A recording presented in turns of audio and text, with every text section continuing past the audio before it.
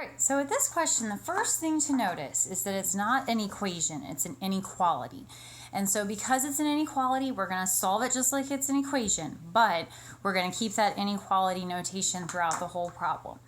All right, so there's lots of different ways. Usually we want to get our x's on one side. So let's say I decide I'm going to move all of the x's on the left-hand side. I would add an 11x to both sides, and I would get negative x plus 7 greater than or equal to negative 3.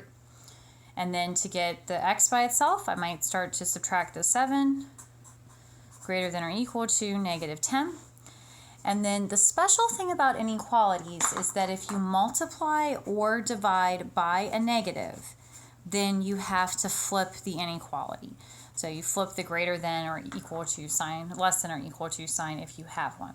So the way I've solved this, I would have to divide or multiply by a negative to get just x.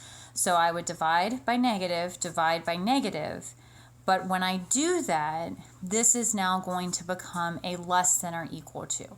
So the greater than or equal to will now become a less than or equal to x and 10. And so then from there, what I would do is I would just draw my number line if necessary, and then write down the 10. Because it is x less than, I would put the arrow on the left-hand side and then a square bracket. Remember that the equal to, if it's less than or equal to, greater than or equal to, then you are going to use square brackets. And if you have a strictly less than, strictly greater than, then you will use parentheses. So our notation for this answer will go negative infinity to 10 and then a square bracket around that.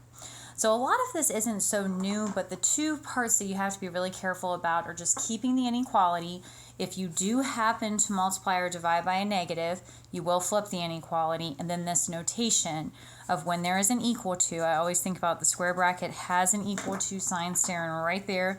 There's my equal to. When there's an equal to, we put a square bracket around any finite number that we might have.